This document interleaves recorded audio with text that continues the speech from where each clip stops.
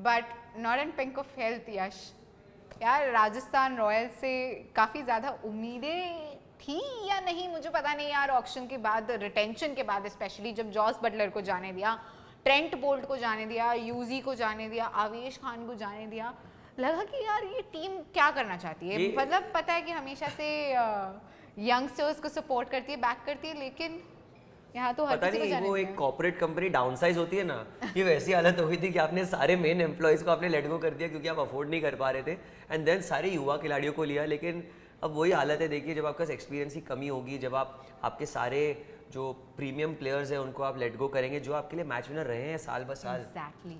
So Surabhi, I think that says it all. मेरे हिसाब से और तो कुछ मेरे पास है ही नहीं आरआर के लिए। उनकी जो ऑक्शन स्ट्रेटेजी है उस बारे में कहने को, टू बी वेरी ऑनेस्ट, मेरे पास है ऑक्शन तो आई नो कि आई डोंट, मतलब अब तक तो उनके कोचेस ने कहा है कि वी डोंट थिंक कि ऑक्शन वाज अ प्रॉब्लम, हमारे पास अच्छे प्लेयर्स है, एंड नो डाउट जो प्लेयर्स है अच्छे हैं, बट द थिंग इज आपके पास एक्सपीरियंस नहीं है, that is what is lacking. Sanju Samson पहले कुछ मैचेस में इम्पैक्ट प्लेयर के रूप में आए क्योंकि इंजर्ड थे, पूरी तरह से खेल नहीं पा रहे थे, तो कैप्टनसी नहीं की थी, फिर वापस आए, कैप्टनसी की, रेगुलर बने, लेकिन फिर इंजर्ड हो गए, तो अब तो इम्पैक्ट प्लेयर के रूप में भी नहीं आ रहे। लेकिन that in hindsight has actually not costed a lot to RR, क्योंकि उनकी जगह कौन आया है?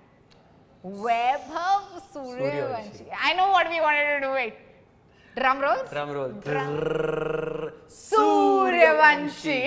आगे का मैं नहीं करूंगा क्योंकि हाँ, क्योंकि नाम में सुर है और गले में नहीं। मेरे नाम में, उसके नाम में नहीं है, बट एनीवे सूर्यवंशी यार 14 साल के बच्चे ने क्या तूफान मचा दिया है यार। जब मैं 14 साल का था तो मैं सपने देखता था कि मैं जा रहा हूँ वहाँ पे आईपीएल में 6 मार रहा हूँ, 4 मार रहा हूँ। ये तो सपने जी रहा है मेरे सारे, और मेरे नहीं बहुत लोगों के सपने जी रहा है। क्या बात है, ये लड़का तो कमाल है।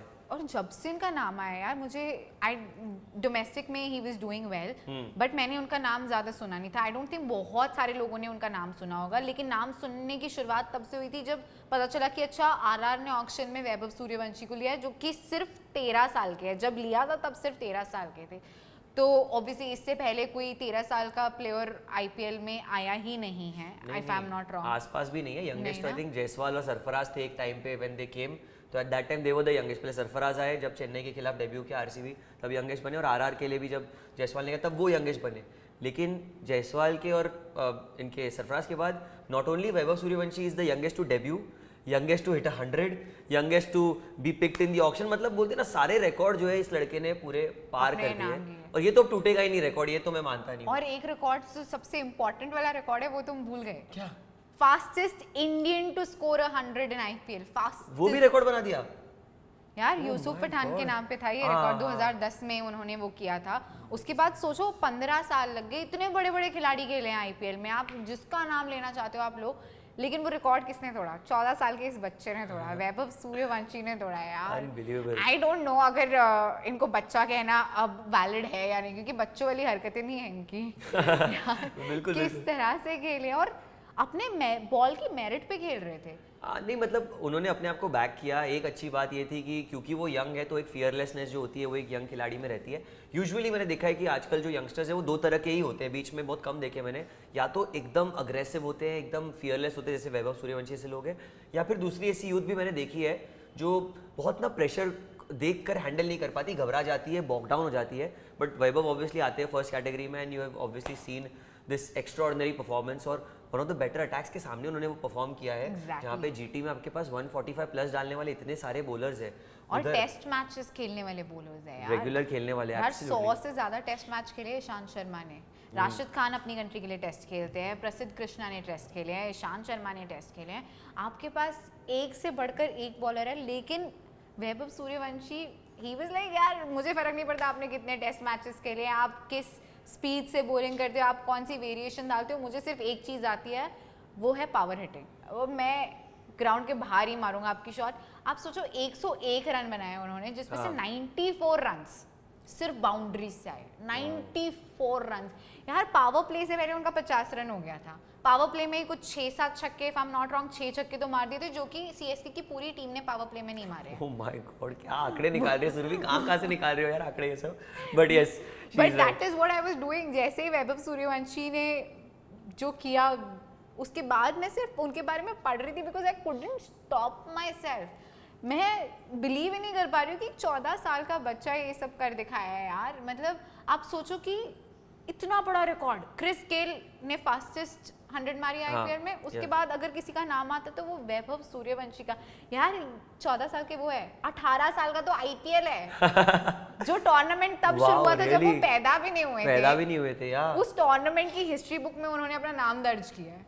Unbelievable. This is only a dream for people यार। ये सपना ही है ये जो साकार किया है वैभव सूर्यवंशी ने। एंड मुझे लगता है इसके सिर्फ अभी 2 ही एंड आउटकम्स हो सकते हैं। एक, या तो वो हमारा फ्यूचर बन जाए, एकदम लेजेंड बन जाए, और कहते हैं ना कि भारत का जो आगे की पीढ़ी है उसका वो एक चिराग बना रहे, और दूसरा है जो वो शायद टैलेंट वेस्ट हो जाए। वो तो मुझे बात ही नहीं करनी इस बारे में। मैं चाहता हूँ कि वो फर्स्ट ही हो और अच्छा ही करे, करियर अच्छा हो उसका, और बस फोकस्ड रहे। बस यही एक मेरी एक्सपेक्टेशन है। यंग एज में जब एक्सपोजर आपको इतना मिलता है तो there are only 2 ways that one can go. I hope he goes the right way because he has got plenty of talent and Surabhi इतना आप हर दिन देखते नहीं हो यार। 14 साल का लड़का डेब्यू कर रहा है, मतलब चेनकुली की मेनकुली पिक्चर रियल लाइफ में हो रही है। ओह शिट, मैं यही बोलने वाली थी। इट्स एक्चुअली कि वो मूवी रियलिटी में हम देख रहे हैं, जी रहे हैं। वैभव सूर्यवंशी ने तो वो कर दिखाया, और उनके पास कोई मैजिक बैट नहीं था यार, मैजिक उनके अंदर है।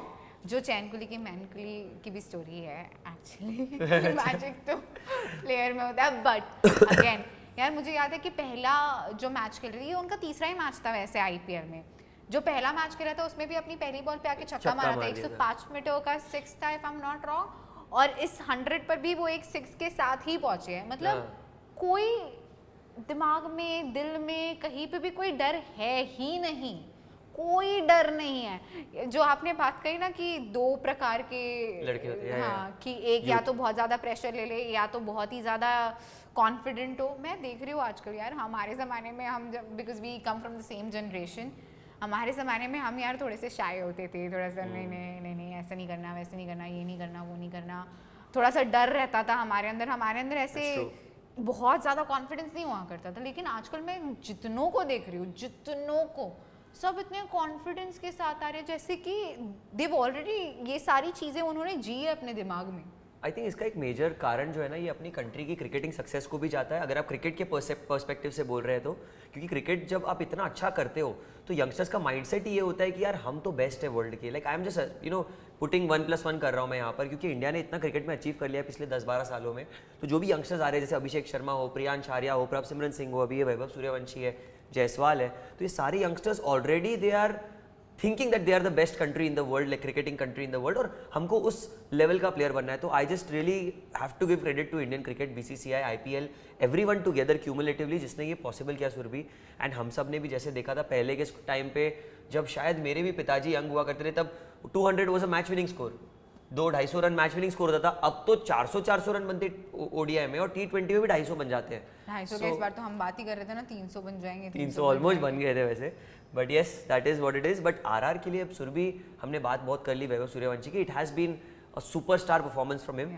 बट गलत क्या हो रहा है उनके लिए Surbhi? Is it the captaincy change? What is your opinion? Because I know कि you read all these things very closely, कि कौन किधर कौन सा स्टार्ट कर रहा है। मेरे से ज़्यादा स्टार्ट्स का ये गुरु है हमारी, तो बताइए सुरभि क्या लगता है? यार स्टैट्स का तो मुझे नहीं पता कि क्या गलत जा रहा है। I think because you played cricket you would be a better person to tell कि क्या बेटर कर सकते हैं। बट आई थिंक अगर आप जीते हुए गेम्स हार जाओगे तो then you only have yourself to blame. I mean जो 3 मैचेस वो लोग लगातार हारे थे इससे पहले, वो तीनों मैचेस जीतने वाले थे, चाहे फिर वो डीसी के अगेंस्ट वाला मैच हो, एलएसजी के अगेंस्ट वाला मैच हो, या फिर आरसीबी के अगेंस्ट। आपने तीनों मैचेस खुद हारे हैं। आपको यशस्वी जायसवाल ने हर मैच में स्टार्ट दी थी, वैभव सूर्यवंशी ने हर मैच में स्टार्ट दी थी, पर आप कन्वर्ट ही नहीं कर पाए उस स्टार्ट को। वो नींव रख के गए, आपके ओपनर्स का काम है नींव रखना, उस पर इमारत खड़ी तो मिडिल ऑर्डर को करनी है ना, वो इमारत खड़ी ही नहीं कर पाए। आप ध्रुव जुरैल की बात करो, nothing against him, he is a good player, 14 crore में उनको रिटेन किया। बट अब सवाल पूछेगा, हर कोई पूछेगा कि डिड इट मेक सेंस कि 14 करोड़ में आपने ध्रुव जुरैल को रिटेन किया ओवर जॉस बटलर, आपने हिटमायर को रिटेन किया ओवर जॉस बटलर, क्योंकि जॉस बटलर परफॉर्म कर रहे हैं। जॉस बटलर ने आरआर के लिए भी परफॉर्म किया था, मैचेस जिताए हैं, आरआर को बहुत सारे मैचेस जिताए हैं। उसके बावजूद आपने उन पे विश्वास नहीं जताया। आपने जिन पे विश्वास जताया वो क्रंच सिचुएशन में आपको मैचेस नहीं जिता पाए। हेटी थे, ध्रुव जुरैल थे, तीनों मैचेस में थे। ध्रुव जुरैल तो अंत तक टिके हुए थे। आरसीबी वाला मैच भी उन्होंने वो जो एक 22 रन वाली ओवर आई थी, आई थिंक मूवी की ओवर थी वो, वहां से लगा था कि यार ध्रुव जुरैल इस बार तो फिनिश कर देंगे, पर नहीं हो पाया क्योंकि एक्सपीरियंस यार। ठीक है, मैंने माना कि यूथ को सपोर्ट करते हो, हम देख भी रहे हैं वैभव सूर्यवंशी को कौन लाया है, आरआर लाया है फोर फ्रंट में। आरआर की वजह से आज वैभव सूर्यवंशी को हर कोई जानता है। Obviously credit goes to Vaibhav Suryavanshi, जिस तरह से वो खेले, जब उन्हें वो प्लेटफॉर्म मिला, जब उन्हें वो अपॉर्चुनिटी मिली। लेकिन आरआर हमने हमेशा से देखा है, यशस्वी जायसवाल, संजू, रियान पराग, हमेशा से उन्होंने बैक किया है टैलेंट को, हमेशा से, स्पेशली यूथ को। बट यार एक्सपीरियंस उतना ही इम्पोर्टेंट होता है। नहीं एब्सोल्युटली। और इनफैक्ट आपने यूथ की बात की, मैं तो 2009 में जाना चाहूँगा। कामरान खान जैसे लड़के को उन्होंने बैक किया था, इतना यंग लड़का था, मुंबई में क्रिकेट खेलता था वो, और उसको वहाँ से पिक करके आईपीएल सीधा खिला दिया शेन वॉर्न की कैप्टनसी में। So they have always backed youngsters. Sanju Samson को भी उन्होंने फाइंड किया, लाइक यू सेड। सो वो बात तो आपने एकदम सही कही। बट जब उन्होंने ये सब प्लेयर्स को स्काउट किया था, तो उनके साथ वो जो दिग्गज खिलाड़ी थे ना, वो कंधे से कंधा मिलाते थे। सैमसन को द्रविड़ का साया था, आप कामरान खान को शेन वॉर्न की सपोर्ट थी। मतलब I am just giving you examples कि ये जब एक बैलेंस होता है ना टीम में सुरभि, तभी वो टीम अच्छी करती है। वरना फिर इट जस्ट बिकम्स लाइक कि आपने आपकी मंत्र को तो बरकरार रखा कि हम यंगस्टर्स को चांस देंगे, लेकिन फिर रिजल्ट फिर आप एक्सपेक्ट ना करिए इनसे। फिर वो वैसी बात हो गई कि आप सोच लिए जो होगा होगा, क्योंकि हेटमायर को रिटेन करना was a very bold call over Buttler. वो मुझे उसका वो समझ नहीं आया रीजन क्या था। आज तक नहीं समझ में आ रहा कि बटलर को रिटेन क्यों नहीं किया गया। यार ऐसा भी नहीं था कि कोई आपसी मनमुटाव था, क्योंकि जब आप बटलर का वो पोस्ट देखते हो जो उन्होंने सोशल मीडिया पे किया, उससे पता चल जाता है कि यार there's nothing cooking। हाँ मतलब ऐसा कुछ नहीं कि हमें नहीं पता चल रहा पर कुछ हुआ है अंदर, ऐसा कुछ लग नहीं रहा है कि ऐसा कुछ हुआ है। मतलब I can be completely wrong, but लग नहीं रहा। नहीं बिल्कुल नहीं लग रहा था। तो समझ नहीं आ रहा कि लॉजिक क्या था कि बटलर को आप जाने दे रहे हो। यूजी को क्यों जाने दिया? Yuzi also performed well for you, wickets ले रहे थे वो, क्यों जाने दिया? आप उनकी जगह आप हसरंगा को लाए हो अगेन, और थिक्सनाथ, जो दो स्पिनर दिमाग में आते हैं वो दोनों ओवरसीज स्पिनर है। इनके Indian spinners I can't recall any. देखिए आप एक बात ध्यान में रखिए कि जो भी टीम आईपीएल में या T20 फॉर्मेट में अच्छा करती है Surbhi, they have allrounders in them. Theekshana और जितने भी आपके पास मिडिल ऑर्डर प्लेयर्स है वो सब ऑलराउंडर्स नहीं है। Hasaranga is not a batter per se, वो कर सकते हैं batting, but he is edge, पर आईपीएल में तो अब तक उन्होंने नहीं किया है। या मतलब वो राशिद खान जैसे उनकी परफॉर्मेंस है, मतलब वो लोअर ऑर्डर बैटर है, लगा तो काफी चक्के लग जाते, नहीं तो लगते ही नहीं है। तो वैसा, but you need players like like that allrounder जो होते हैं टीम से। पहले बेन स्टोक्स खेला करते थे, तो कैसे एश्योरिटी रहती थी आपके टीम में। आई थिंक वो कहीं ना कहीं they miss that beat, and auction table पे ये सब गड़बड़ हो गई थी। बॉलिंग में भी अगर आप तुम देखो यार यश, तो जोफ्रा आर्चर पहले एक दो मैचेस थोड़े से ऐसे लगा कि रिदम में नहीं आया, रिदम नहीं पकड़ा है, लेकिन अब जोफ्रा आर्चर तो परफॉर्म कर रहे हैं, लेकिन उनके साथ वो एक जो लीडर होता है बॉलिंग अटैक का, उसको सपोर्ट भी तो चाहिए होता है ना। एब्सोल्युटली, आपके वो पास सपोर्ट, वो प्रेशर बिल्ड करने के लिए दूसरा कोई बॉलर कहाँ है? संदीप शर्मा को आपने टीम में रिटेन किया, युद्धवीर सिंह करके एक नए लड़के आए हैं जो आई थिंक नई गेंद के साथ गेंदबाजी करते हैं। But then all this comes down to वही बात हो जाती है कि जब आपकी टीम इतनी डिसबैलेंस और डिसफंक्शनल हो गई है एज ऑफ नाउ, तो जीत तो बहुत दूर रहेगी, क्योंकि आईपीएल की क्वालिटी इतनी ऊपर चली गई है। और ये मैं और सुरभि शायद नहीं, बट दुनिया के सारे एक्सपर्ट्स ये बात मानते हैं। आप चाहे कोई भी चैनल लगा लीजिए, कोई भी कुछ भी सुन लीजिए, सब यही कहते हैं आईपीएल से बड़ा फ्रेंचाइज टूर्नामेंट इस दुनिया में नहीं है क्रिकेट के हिसाब से। So that just goes to show कि अगर आप हल्के से भी कम पड़ते हैं ना किसी से, तो वो 19-20 नहीं हो जाता, फिर वो 16-20 हो जाता है सीधा। बहुत फर्क पड़ता है उसमें, बहुत ज़्यादा फर्क। और वो आरआर खुद बोलेगा यार, जिस तरह से वो जो 3 मैचेस हारे हैं, अगेन मुझे लगता है अगर वो 3 मैचेस जीते होते, जो कि जीतने वाले मैचेस थे, आज हम ये नहीं कह रहे होते कि आरआर क्वालिफाई नहीं करेगी, कोई चांस नहीं है। मतलब जो आउटसाइड चांस भी वो 0.02% का है। अभी तो मुझे लगता है कि पॉइंट्स टेबल के हिसाब से भी I don't think they can qualify also. I think outside chance, but again that is 0.02%, तो इट्स ऑलमोस्ट इम्पॉसिबल। बट अगर वो 3 मैचेस जीते होते तो आज कुछ भी हो सकता ऊपर होते हैं वो पॉइंट्स टेबल में, 9th स्पॉट पे या 8th स्पॉट पे नहीं होते। Absolutely absolutely. तो आरआर तो टेक्निकली बाहर ही हो चुकी है सुरभि, एंड हमने तो डिस्कस भी कर लिया हमें क्या लगता है क्या उसका मेजर रीज़न था कि वो सेटबैक का। बट इसके साथ और एक ऐसी टीम है जिसने मुझे पर्सनली बहुत ज़्यादा डिसअपॉइंट किया है, जिनकी ऑक्शन इतनी अच्छी गई थी मेरे हिसाब से। आई थॉट दैट ये तो बेस्ट बैटिंग लाइनअप लग रही है मुझे, बॉलर्स भी इतने एक्सपीरियंस है सब, मतलब ये इज़ पूरी कहते हैं ना कि पूरी कुंडली इनकी तैयार थी जीतने के लिए आईपीएल। वो है सनराइजर्स हैदराबाद। क्या हो गया सुरभि इनके साथ? सूर्योदय हुआ ही नहीं है इनका, सूर्यास्त हो गया इनका तो माय गुडनेस। सही में यार। आई मीन आप देख लो Abhishek Sharma, Travis Head, Heinrich Klaasen, Nitish Kumar Reddy, Ishan Kishan, आपके पास जब आपके टॉप 5 इस तरह के बैटर हो हाँ। जो कि सिंगल डबल लेने में बिलीव नहीं करते, बस चौके छक्के बाउंड्रीज में डील करते, एरियल शॉट्स में डील करते हैं, अगर आप इनसे रन्स की उम्मीद ना करो तो किससे करो? जो आपने कहा कि आप ये बैटिंग लाइनअप देख के आप बोलोगे कि यार 300 का आंकड़ा तो इस बार पक्का पार होगा, जिस तरह की पिच भी है हैदराबाद की, यू बिलीव कि हो जाएंगे, बन जाएंगे इतने रन्स और इनमें काबिलियत है। बट यही हो जाता है ना ऐसे, जब आपके सारे बल्लेबाज ऐसे हो जो फ्रॉम द वर्ड गो सिर्फ मारे, अगर वो परफॉर्म ना करे तो टीम के साथ यही होने वाला है। सो भी फर्स्ट मैच अगर आईपीएल का इस साल की हम बात करें तो जब सनराइजर्स ने पहली मैच खेली बैटिंग करते हुए, उन्होंने 200 के ऊपर रन बनाए थे, 230 250 के आसपास, और मैंने बोला ये फिर से वही रेप्लिका है कि लास्ट ईयर की तरह मारते मारते मारते फाइनल में पहुंचेगी ये टीम। लेकिन वो फर्स्ट मैच के बाद I don't know what has happened to them, सबको साथ में बुखार चढ़ गया, खाने में कुछ मिलाया किसी ने, मेरे को नहीं पता क्या हो गया है, क्योंकि सब फेल होते जा रहे हैं। And it is so shocking for me to see कि players like Travis Head, Klaasen, इतने सारे आपने नाम जो लिए सब सुपरस्टार्स है। बॉलिंग लाइनअप आप देखिए, got Pat Cummins, Mohammed Shami, आपकी तो बेस्ट 2 बॉलर्स आ गए आपकी टीम में, खत्म हो गई बात यहीं पे। यही आपका यू नो एक वो आपको it separates you from the heard.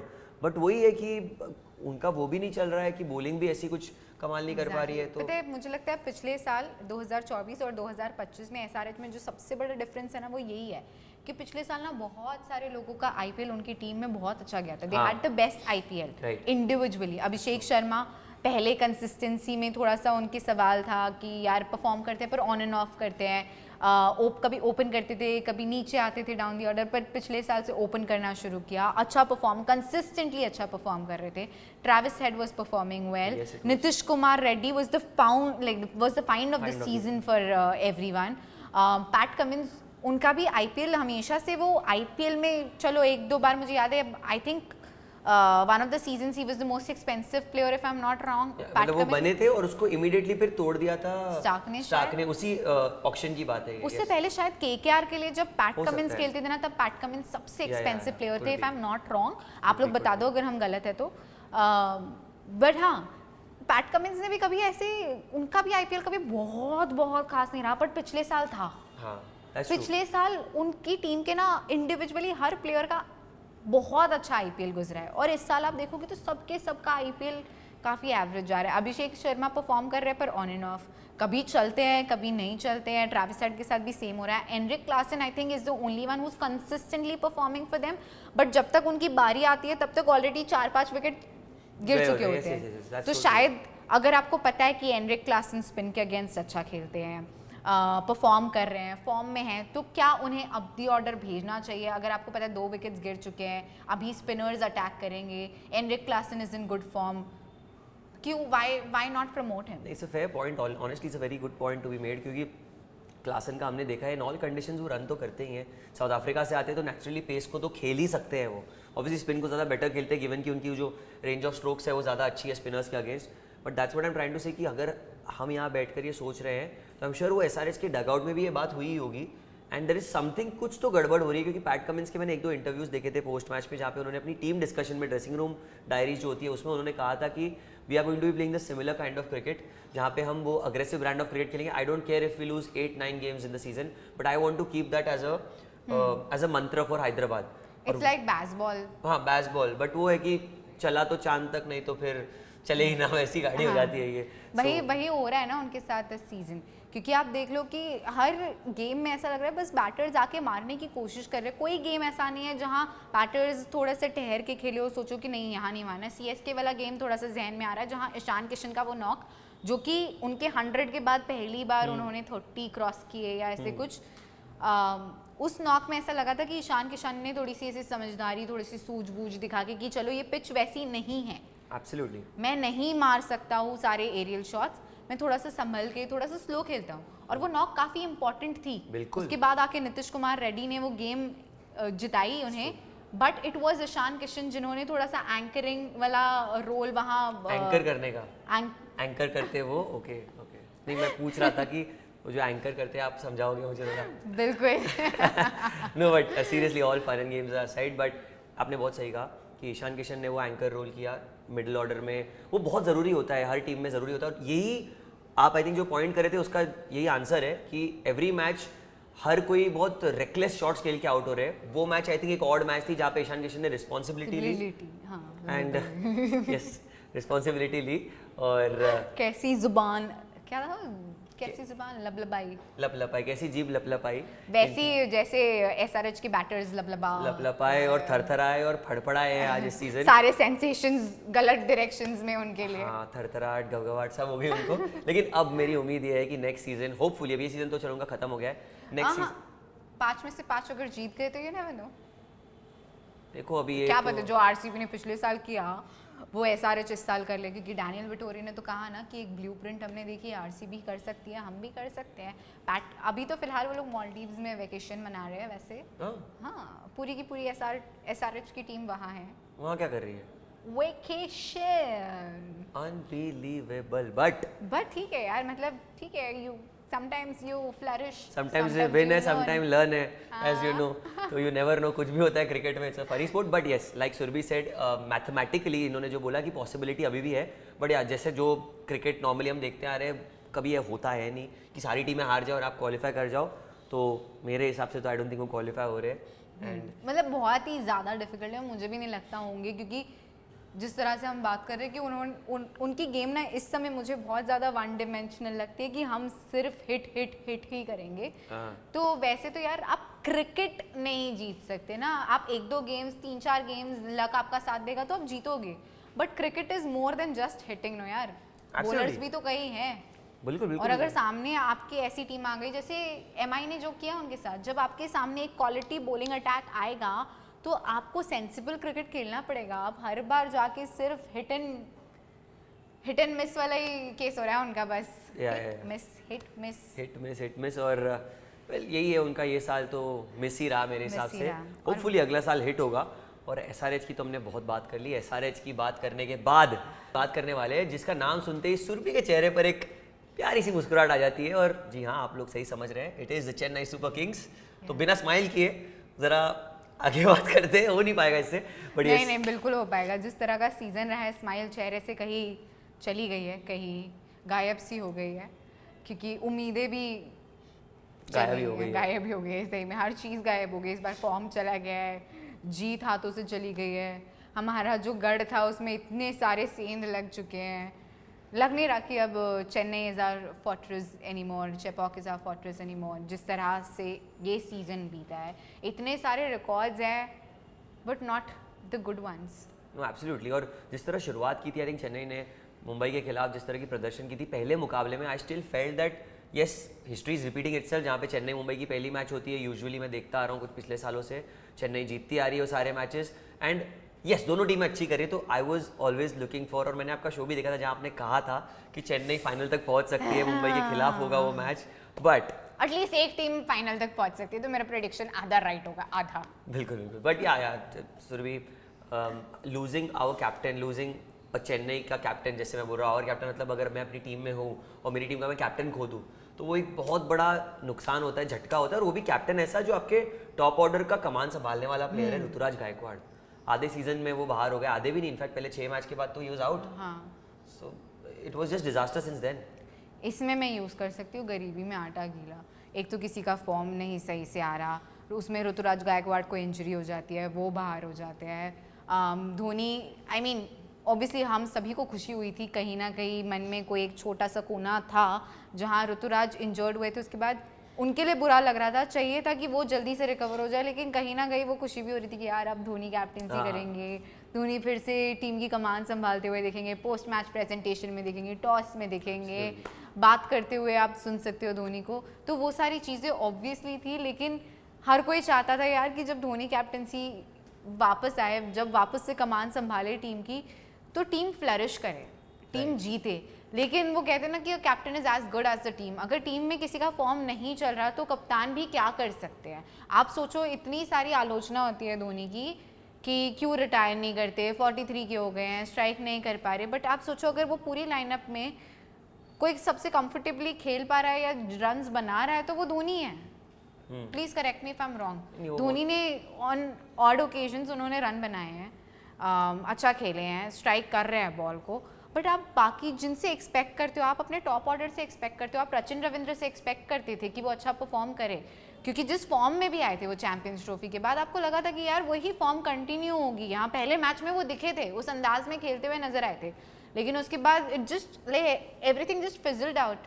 बिल्कुल बिल्कुल। और पहले मैच के बाद आई डोंट थिंक कोई भी एक मतलब ब्राइट स्टार दिखा है मुझे इस चेन्नई के बैटिंग लाइनअप में। आप किसी की बात करें, दीपक हुडा, विजय शंकर या राहुल त्रिपाठी हमारे फेवरेट सबके, तो वो मतलब किसी ने परफॉर्म नहीं की। मस्ती मजाक तो हम ऐसे ही करते रहते हैं, बट चेन्नई ऐसी टीम है जो ऐसी रेपुटेशन लेकर आती है कोई भी टूर्नामेंट में। और स्पेशली आईपीएल की अगर हम बात करें, चेन्नई का नाम जब जुड़ता है यहाँ पर, धोनी का नाम किसी चीज़ से जुड़ता है, तो हम ये तो सोचते हैं कि ये टीम नॉकआउट्स तक तो जाने ही वाली है। और इस बार इतना ज़्यादा उलटफेर हो गया उनकी टीम में, कैप्टनसी चेंज हुई for the good. I felt that Dhoni आएंगे तो लाइक यू सेड कि एक अंदर दिल में कोना था जो ये बोलता था कि yes I again see him lead the man in yellow.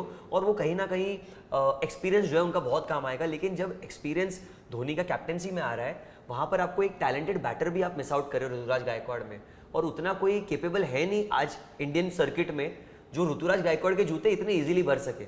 और आईपीएल में तो ऐसा कोई प्लेयर ही नहीं है जो अनसोल्ड कैटेगरी में होता या फिर नॉट पिक्ड अप कैटेगरी में होता, तो ये एक थोड़ा इशू है। लेकिन एक पॉजिटिव जो मुझे इसमें नजर आया है वो है अंत के कुछ मैचेस में आयुष महात्रे, मुंबई का लड़का आयुष महात्रे।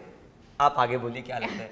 यार कमाल है यार वो प्लेयर। आप हम सभी चेन्नई को जानते हैं यार, हम सभी को पता है कि उनका एक सेट टेम्पलेट है कि अगर हमने 11 खिलाड़ी सिलेक्ट कर लिए तो पूरा सीज़न हमारे लिए ये 11 खिलाड़ी ही खेलेंगे, कोई चॉपिंग चेंजिंग नहीं होती है। लेकिन इस सीज़न आप देखो इतनी सारी चॉपिंग चेंजिंग हुई है।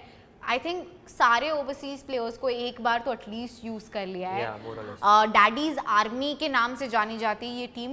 आप क्या बोल रहे थे? Retirement what? Retirement home. Retirement home, क्योंकि सारे ऐसे खिलाड़ी आते हैं, चाहे फिर वो आप अजिंक्य रहाणे दिमाग में आ रहे हैं, जहन में आ रहे हैं कि अजिंक्य रहाणे, मोइन अली, ये सब उसी कैटेगरी में आते हैं। और इन सब के करियर यहाँ के फ्लरिश हुए, रिवाइव एक तरह से हुआ है करियर। बट आप इस साल देख लो, अब इस तरह की परिस्थिति आ चुकी है कि हमें अपनी सोच बदलनी पड़ रही है, सीएसके को अपनी सोच बदलनी पड़ रही है, वो टेम्पलेट बदलना पड़ रहा है। तभी तो राशिद जो 3 साल से हम, if I am not wrong, 2023 से वो बेंच पे बैठे हुए हैं, टीम में हैं, इम्पैक्ट प्लेयर की लिस्ट में आते थे पर कभी खेले नहीं थे। हाँ। इस साल डेब्यू मिला, डेब्यू पे अच्छा खेले, उसके बाद दो पारी 0 और ऐसा कुछ हुआ था उनका, खास तो नहीं रही।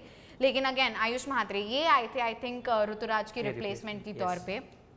एंड जब आए थे तब भी इनकी बहुत बात हो रही थी कि बहुत अच्छा खेलते हैं, मुंबई सर्किट में बहुत नाम है इनका, बेखौफ खेलते हैं, और वो दिखा हमें पहले ही मैच में आके मुंबई इंडियंस के अगेंस्ट। आप जब मुंबई इंडियंस की बात हो रही है ना, आप सोचो ये दिमाग में अपने ये पिक्चर ड्रॉ करो कि CSK MI biggest rivalry ever. इस मैच में वानखेड़े में जहां एक पैक्ड स्टेडियम है, वहां एक 17 साल का बच्चा आ रहा है जो अपना पहला आईपीएल मैच खेल रहा है, वो भी मुंबई इंडियंस के खिलाफ खेल रहा है और सीएसके के लिए खेल रहा है। चाहे इस साल फॉर्म कैसा भी हो, लेकिन लेगेसी सीएसके के लिए खेलना ये in itself is a very big thing, जो आपके ऊपर प्रेशर डाल सकती है। लेकिन कोई प्रेशर था उनके ऊपर? कोई प्रेशर नहीं था उनके ऊपर। जिस तरह से वो खेले यार, छक्के चौके, एंड नॉट जस्ट दैट, जो लास्ट मैच भी हुआ था उसमें भी आई थिंक 30-34 बट 4 चौके आए थे या 6 चौके आए थे उसमें। हाँ। जो कि मिसिंग रहा है। पावर प्ले में पावर दिखी नहीं है सीएसके की। अगर हम बार बार ये एग्जांपल दे रहे हैं कि निकोलस पूरन के जो टोटल सिक्सेस है वो चेन्नई सुपर किंग की पूरी टीम के सिक्सेस मिला लो उससे ज़्यादा है। वैभव सूर्यवंशी ने जितने छक्के पावर प्ले में लगा लिए उतने तो पूरी सीएसके की टीम ने नहीं लगाई है। तो वो पावर मिसिंग है, पावर प्ले में भी और पूरे गेम में भी। लेकिन आयुष महात्रे ने उसकी एक छोटी सी झलक ज़रूर दिखाई है। तो again a very big positive for CSK. मुझे ऐसा लग रहा है कि अब अगर तैयारी ये है कि अगले साल के लिए हमें एक प्रॉपर प्लेइंग 11 ढूंढना है, तो I think Ayush Mhatre has done enough कि वो उस प्लेइंग 11 का हिस्सा बने। एब्सोल्युटली। अभी जब लिस्ट बनेगी तो गायकवाड़ के साथ नाम आयुष महात्रे का ही आएगा, क्योंकि एक छोटे से समय के लिए, इनफैक्ट जब ऋतुराज बाहर हुए थे तो स्पेकुलेशंस ये भी हो रहे थे, बातें चल रही थी कि शायद पृथ्वी शॉ को मौका मिल पाए।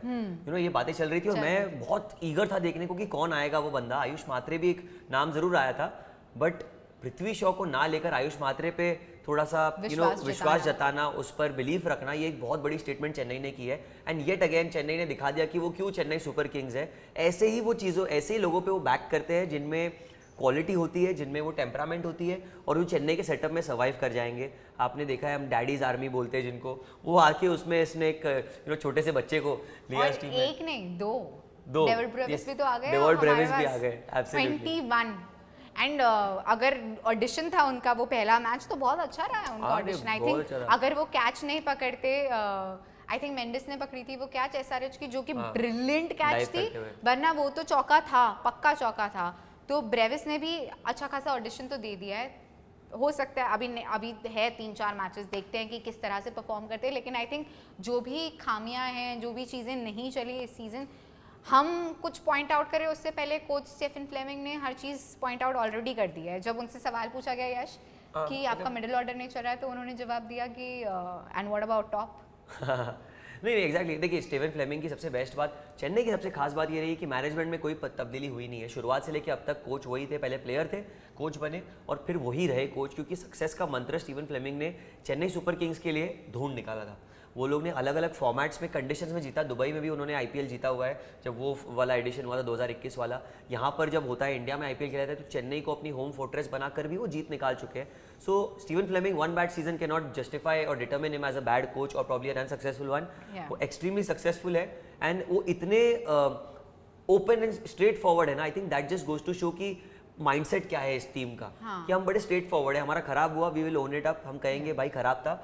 टॉप ऑर्डर का आपने बताया, टॉप ऑर्डर ने भी कुछ खास किया नहीं है, टीम ने खराब साथ में किया है, जीते साथ में, हारेंगे साथ में, अगले साल जो होगा देखा जाएगा, वैसा इन्होंने काम किया। डिनायल मोड में कभी नहीं रहते। I think the only thing थोड़ा सा जो थोड़ी सी बदली जा सकती है वो है कहीं ना कहीं वो थोड़ा सोच में बदलाव लाना पड़ेगा कि अब T20 क्रिकेट एक्चुअल में बदल गया है बहुत ज़्यादा। आप वो पुरानी टेम्पलेट के साथ नहीं खेल सकते। अगर 9 अलग टीमें, जो दूसरी टीमें हैं, वो कोई और टेम्पलेट के साथ खेल रही है, बिल्कुल आप देखो तो 175 प्लस जो टारगेट होता है वो बहुत सालों से चेन्नई चेज नहीं कर पाई है। आरआर के अगेंस्ट जो 200 वाला प्लस टारगेट था, जिसमें हमने 175 क्रॉस किए थे इस टीम ने, वहाँ फ्लेमिंग खुश थे कि एटलीस्ट एक पड़ाव पार हुआ। टीम जीती नहीं, लेकिन एक पड़ाव पार हुआ कि एटलीस्ट 175 से ज्यादा टोटल तो स्कोर कर पाए हम। बिल्कुल। वो गेम जीतने वाली थी, 18 रन से नहीं हारना चाहिए था। अगर 1-2 प्लेयर्स थोड़ा सा अपनी स्ट्राइक रेट अगर थोड़ी बेहतर होती, बट अगेन ये पूरा सीजन ही वैसा रहा है। ये सीजन ही ऐसा रहा है कि सीएसके को इस सीजन को अब भुला देना चाहिए कि ठीक है जो हुआ हुआ। 2020 में भी हमने देखा था ऐसा सीजन था, 2020-2021 में। उसके बाद आए और जैसे कि चेन्नई सुपर किंग्स को सिर्फ कंसिस्टेंट नहीं, कमबैक सुपर किंग्स भी कहा जाता है। उन्होंने कमबैक किया, और किस तरह का कमबैक किया, सीधा ट्रॉफी लेके गए थे। तो हो सकता है नेक्स्ट ईयर हम देखें कि वैसा ही कुछ देखने मिले, बट इस साल को तो आई थिंक भुला देना चाहिए, except for a few things कि हाँ पॉजिटिव रहे। आयुष महात्रे है, ब्रेविस है, नूर अहमद अगेन बहुत अच्छी गेंदबाजी उन्होंने की है और पर्पल कैप की रेस में है वो। खलील अहमद पावर प्ले में ही स्ट्राइकिंग वेल। पथिराना का सीजन इतना खास नहीं रहा है। No, not at all. Ashwin भी ऑन एंड ऑफ, उन्हें अंदर बाहर किया गया है। मेरा कंप्लेन है और मेरी एक पुकार है MS धोनी को कि सर आप प्लीज अश्विन के तो ऊपर ही आइएगा। पहले कुछ मैचेस में उन्होंने अश्विन को ऊपर भेजा, जड्डू को भेजा। I really feel that she doesn't matter कि धोनी पहले बॉल पे आउट हो या 10वें बॉल पे हो, राजा तो राजा ही रहता है, ठीक है। तो मुझे लगता है कि if he comes at the top of the order, थोड़ा सा कितना सामने वाला भी सोच में आ जाता है। और मुझे वो पुराना धोनी वापस चाहिए, एक ही सीजन के लिए सही, 2 मैच के लिए ही सही, लेकिन वो पुराना धोनी जो था ना, जो ऊपर आकर फियरलेस बैटिंग करते थे MS धोनी, वैसी अगर कहीं अप्रोच वो दिखा पाए लास्ट के कुछ सिलेक्टेड मैचों में, आई थिंक वो नेक्स्ट सीजन के लिए एक अच्छी सी हेड स्टार्ट होगी इन अ वे। कि इतनी इंजरीज और इतनी सर्जरीज के बाद भी अगर वो खेल पा रहे at the age of 43 with this competitiveness, it is just amazing. So that's the only takeaway I have for Chennai Super Kings in my opinion. And I am sure, मुझे तो ऐसा लग रहा है पूरी अंदर से ना ऐसी आवाज़ आ रही है कि अगले साल भी धोनी दिखेंगे। आप लोग बताइए, आपको क्या लगता है, क्या हमें थाला के दर्शन अगले साल भी होंगे? आई थिंक 43 में तो खेल लिए, 44 में भी खेलेंगे, this is what I feel. और ऐसा लगता है यार, जब इतने बड़े खिलाड़ी को अगर अलविदा कहना ही है गेम को, तो एक ट्रॉफी के साथ ही गए। हो सकता है अगले साल सीएसके को वो ट्रॉफी मिल जाए। आप मुझे बताइए, आपको क्या लगता है कि क्या धोनी अगले साल भी नजर आएंगे? और आप ये भी बताइए कि हमने तो बात की बहुत सारी टीमों की, हमने सारी ही टीमों की बात की एक्चुअली। हमने बताया कि क्या उनके लिए चल रहा है, क्या उनके लिए अब तक नहीं चला, कहाँ वो इम्प्रूव कर सकते हैं, क्या वो क्वालिफाई करेंगे या नहीं करेंगे। आप हमें बताइए कि आपका क्या ओपिनियन है, आपकी क्या राय है। और ये भी बताइए कि आपकी क्या राय है हमारे न्यू एडिशन पे। Absolutely, thank you so much बहुत जुड़ने के जल्दी लिए। फेंक दिया तुमने। हाँ, बिल्कुल नहीं चलेगा, फेंक दिया हमने, हमारी टाइमिंग एकदम परफेक्ट रहती है। लेकिन आप लोग जाकर इस चैनल को प्लीज़ लाइक शेयर और सब्सक्राइब कीजिए, इस वीडियो को भी शेयर कीजिए आस पड़ोस दोस्तों में। एंड यस, सुरभि के साथ ऐसे ही मज़ा आता है काम करने में, तो हम ऐसे ही दिखते रहेंगे आपको पूरे साल और पूरे सीजन। और फॉलो कीजिए कृषांक स्पोर्ट्स को। Thank you so much.